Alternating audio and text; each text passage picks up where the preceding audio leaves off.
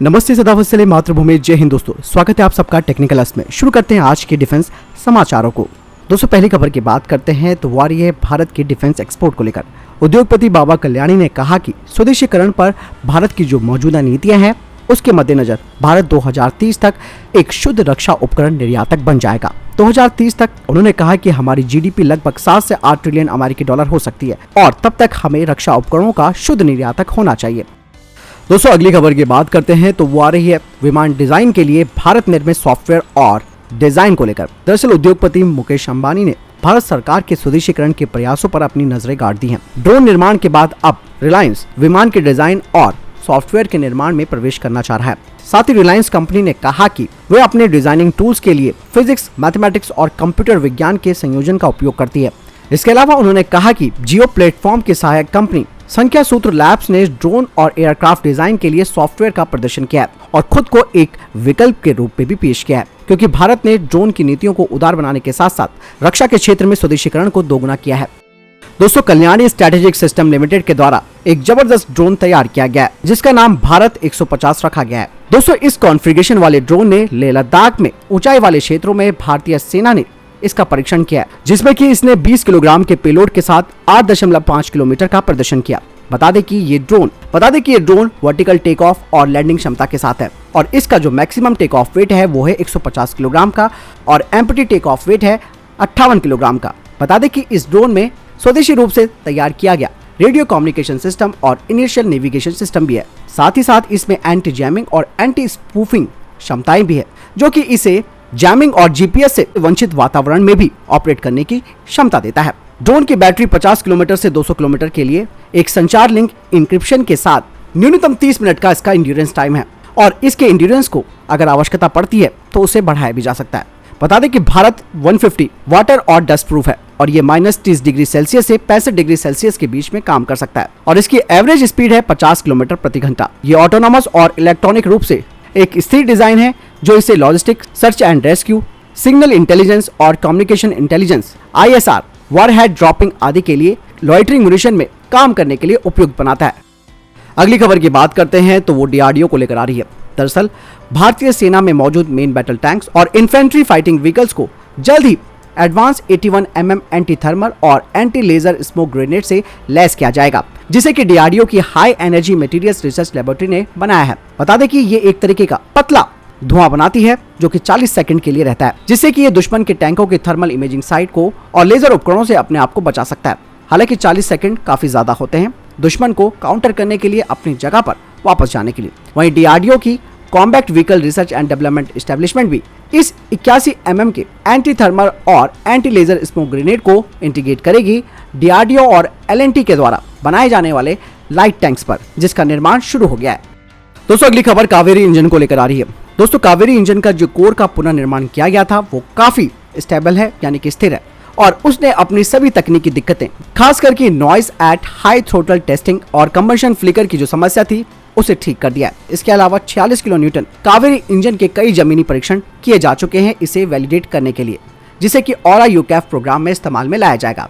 बता दें कि गैस टरबाइन रिसर्च एस्टेब्लिशमेंट की योजना है कि वो 2024 में इस इंजन का फ्लाइट ट्रायल करेगी, जिसे कि रूसी IL-76 से करना था। हालांकि इसमें देरी हो सकती है। बता दें कि इस ट्रायल में एक हाई एल्टीट्यूड ट्रायल होना था कावेरी ड्राई इंजन का, जिसमें कि IL-76 विमान ने 6000 मीटर की ऊंचाई में इन इंजनों के साथ क्रूज करना है, ताकि इस इंजन के प्रदर्शन को जांचा जा सके और हर फ्लाइट 1 घंटे की होगी और कुल इस तरीके की 50 फ्लाइट ट्रायल्स आयोजित की जाएंगी। वहीं GTRE ने एक नया फैन सेक्शन भी बनाया है जिसका बेहद कम रडार क्रॉस सेक्शन है और वे अब इंजन के लिए एक नए आफ्टर बर्नर सेक्शन को भी तैयार कर रहे हैं, जो कि 76 किलो न्यूटन का थ्रस्ट पैदा करेगा, जिसका इस्तेमाल भारत के अनमैन्ड प्लेटफॉर्म जैसे कि फ्यूचरिस्टिक अनमैन्ड फाइटर एयरक्राफ्ट यानी कि फूफा में इस्तेमाल किया जाएगा। दोस्तों, अगली खबर की बात करते हैं तो वो प्रोजेक्ट 76 प्रोग्राम को लेकर आ रही है। दोस्तों, मझगांव डॉक शिप बिल्डर्स ने एक रिक्वेस्ट फॉर प्रपोजल जारी किया है 4.5 मेगावाट इलेक्ट्रिक प्रपोजन मोटर के डिजाइन और डेवलपमेंट के लिए, जिन्हें की पनडुब्बियों में लगाया जाएगा, जिनका निर्माण संयुक्त रूप से डेवलपमेंट कम पार्टनर के तौर पर तैयार किया जाएगा, ताकि इस इलेक्ट्रिक प्रपोजन मोटर को भविष्य में भारतीय नौसेना की पनडुब्बियों के ऑन बोर्ड में लगाया जाए और इन पनडुब्बियों का जो डिस्प्लेसमेंट होगा वो 3000 से 4000 मीट्रिक टन के बीच होगा। कहा जा रहा है कि पहले प्रोटोटाइप इलेक्ट्रिक प्रपोजन मोटर का जो परीक्षण होगा वो जमीन आधारित होगा, जिसके बाद इसे पनडुब्बियों के ऑनबोर्ड में फिट किया जाएगा। बता दें कि डीआरडीओ, मझगांव शिप बिल्डर एक साथ मिलकर भारतीय नौसेना की किलो क्लास सबमरीन को मॉडिफाई भी करेंगे, जिसमें की स्वदेशी तकनीक लगाई जाएगी, जैसे कि लिथियम आयन बैटरी और एयर इंडिपेंडेंट प्रपल्शन सिस्टम। इसके साथ ही इसमें अंडर वाटर ऑटोनोमस व्हीकल्स को भी स्थापित किया जाएगा। बता दें कि इस किलो क्लास सबमरीन को टेस्ट बेड के तौर पर भी इस्तेमाल किया जाएगा भारत के प्रोजेक्ट 76 के लिए, जिसके तहत भारत 12 स्वदेशी पनडुब्बियों का निर्माण करेगा। बता दें कि मझगांव डॉक शिप बिल्डर ने एक और एक्सप्रेशन ऑफ इंटरेस्ट भी जारी किया है, जिसमें कि पब्लिक और प्राइवेट सेक्टर की जो कंपनियां हैं उन्हें बुलाया जाएगा, जो कि पनडुब्बियों के लिए स्वदेशी कंपोनेंट्स और इक्विपमेंट्स के अलावा इनके आइटम्स को बना सके।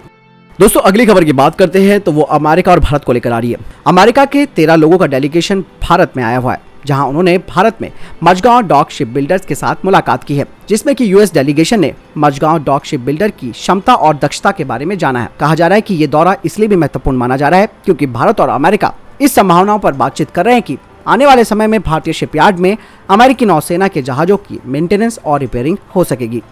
दोस्तों अगली खबर की बात करते हैं तो वो अमेरिका के अगली पीढ़ी के सीक्रेट फाइटर जेट को लेकर आ रही है।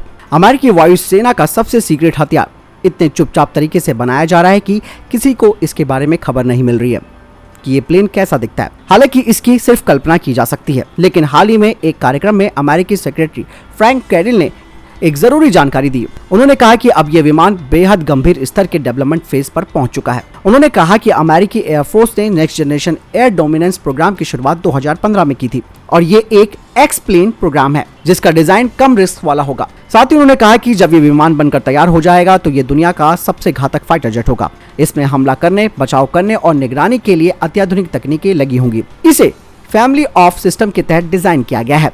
इसके साथ ही कुछ ऑटोनोमस ड्रोन एयरक्राफ्ट और मैन्ड एयरक्राफ्ट एक फॉर्मेशन बनकर उड़ेंगे। कहा जा रहा है कि इस विमान को इस दशक के अंत तक बना लिया जाएगा। फ्रैंक कैंडली ने कहा कि ये अब तक का मानव इतिहास का सबसे महंगा एयरक्राफ्ट होगा। हर एक next generation air dominance fighter plane अरबों रुपए में पड़ेगा। कहा जा रहा है कि अमेरिकी एयरफोर्स अपने पुराने 5वीं पीढ़ी के F-22 रैप्टर फाइटर जेट से इसे बदलेगी और फिर इस सीक्रेट फाइटर जेट को तैनात करेगी। दोस्तों फ्रांस अपनी सबसे आधुनिक पनडुब्बी को शामिल करने जा रहा है। बारकूडा क्लास की ये पनडुब्बी भारत को भी ऑफर की जा चुकी है। ये परमाणु पनडुब्बी अपनी तरह की पहली पनडुब्बी है। कहा जा रहा है कि फ्रांसीसी नौसेना में शामिल होने के ठीक बाद ये पनडुब्बी अपने अनजान मिशन पर रवाना हो जाएगी। अगली पीढ़ी की ये परमाणु पनडुब्बी फ्रांस के बारकूडा प्रोजेक्ट के तहत बनाई गई पहली सबमरीन है। फ्रांसीसी परमाणु पनडुब्बी 328 फुट लंबी है। इसका वजन 5300 टन का है। ये पनडुब्बी क्रूज मिसाइल से हमला करने और दुश्मन के क्षेत्र में स्पेशल फोर्स को तैनात करने में सक्षम है। इस पनडुब्बी में 65 नौसैनिक सवार हो सकते हैं। ये पानी के बाहर आए बिना 70 दिनों तक लगातार दुनिया भर में गश्त लगा सकती है। यही नहीं दोस्तों, जैसे कि मैंने बताया कि भारत को भी फ्रांस इस पनडुब्बी की पेशकश कर चुका है ताकि भारत प्रशांत महासागर तक अपनी ताकत का प्रदर्शन कर सके। बारकूडा क्लास की सबमरीन परमाणु ऊर्जा से चलती है, लेकिन परमाणु हथियारों से लैस नहीं होती है। इसमें लगी 1000 किलोमीटर तक की मार करने वाली स्कैल्प क्रूज मिसाइल समुद्र से दागे जाने पर जमीनी लक्ष्यों को तबाह कर सकती है। यही नहीं, इसमें ईंधन भी 10 साल के बाद दोबारा भरना होता है।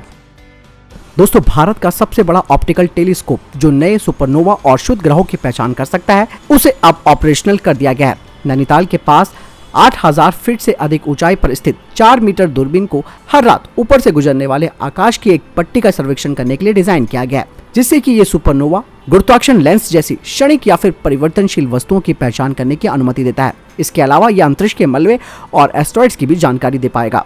बता दें कि बेल्जियम और कनाडा के सहयोग से निर्मित 40 करोड़ रुपए के अंतर्राष्ट्रीय लिक्विड मिरर टेलीस्कोप को बेल्जियम में advance mechanical and optical system यानी कि AMOS कॉर्पोरेशन और सेंटर स्पेटियल डी लीज द्वारा डिजाइन और निर्मित किया गया था, जिसके लिए एरिस ने भी अपनी साइट की पेशकश की थी। बता दें कि यह दुनिया का सबसे बड़ा और एकमात्र लिक्विड मिरर उपकरण है जिसका उपयोग सर्वेक्षण के लिए किया जा सकता है। हालांकि इसकी कुछ लिमिटेशंस हैं, यानी कि सीमा है, वो है कि इस उपकरण को झुकाया नहीं जा सकता। जैसे ही टेलीस्कोप बिल्डिंग की छत खुलती है, वो सीधे आंचल की ओर देखते हुए तस्वीरें लेने लगती है और ये हर रात लगभग 10 GB डेटा उत्पन्न करेगा। इसीलिए नैनीताल स्थित एरिस ने एक परिष्कृत डेटा पाइपलाइन और एल्गोरिथम भी स्थापित यहाँ पर करना शुरू कर दिया है। तो दोस्तों ये थे अभी तक के टॉप डिफेंस और स्पेस अपडेट। वीडियो के संबंध में कोई प्रश्न, जवाब या आपका कोई सवाल है, कमेंट सेक्शन में लिखकर जरूर पूछ सकते हैं। मिलता है वीडियो के साथ। चैनल सब्सक्राइब करना ना भूलिएगा। जय हिंद, वंदे मातरम।